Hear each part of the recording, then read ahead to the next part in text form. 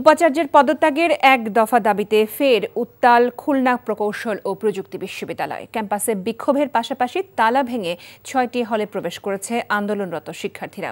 রাতে নতুন কর্মসূচি ঘোষণার কথা রয়েছে তাদের। আজিজুল ইসলামের ক্যামেরায় খুলনা থেকে আবু তৈয়বের পাঠানো রিপোর্ট। আবারও অশান্ত খুলনা প্রকৌশল ও প্রযুক্তি বিশ্ববিদ্যালয়। মঙ্গলবার দুপুর থেকে বিকেল পর্যন্ত ক্যাম্পাসে বিক্ষোভ করেন আন্দোলনরত শিক্ষার্থীরা।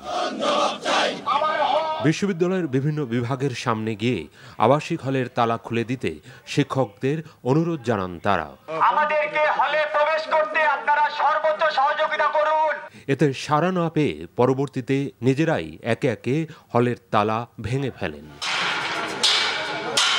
মেয়েদের হল বাদে ছেলেদের 6টি আবাসিক হলেই প্রবেশ করেন আন্দোলনরত শিক্ষার্থীরা। যেহেতু বিসি কুয়েট শিক্ষার্থীদের নিরাপত্তা দিতে ব্যর্থ হয়েছে, যেহেতু বিসি ব্যর্থতার দায় নিতে অস্বীকার করেছে, কারণ ধরে আমরা 6 দফা থেকে এক দফায় চলে আসি।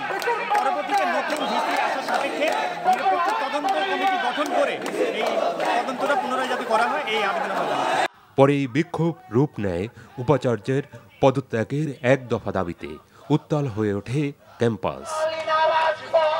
6 দফা থেকে এক দফা ঘোষণা করছি।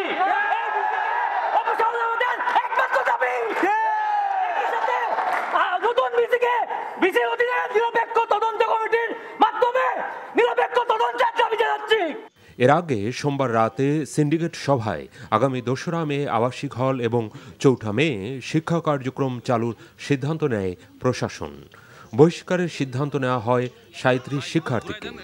এই সিদ্ধান্ত প্রত্যাখ্যান করে প্রশাসনিক ভবনের সামনে অবস্থান নেয় আন্দোলনরত শিক্ষার্থীরা। গত 2 দিন ধরে সেখানেই খোলা আকাশের নিচে রাত কাটান তারা। NTV news desk. বান্ডেল থাকলে প্রতি সেনমানিতে টাকা বাঁচবে।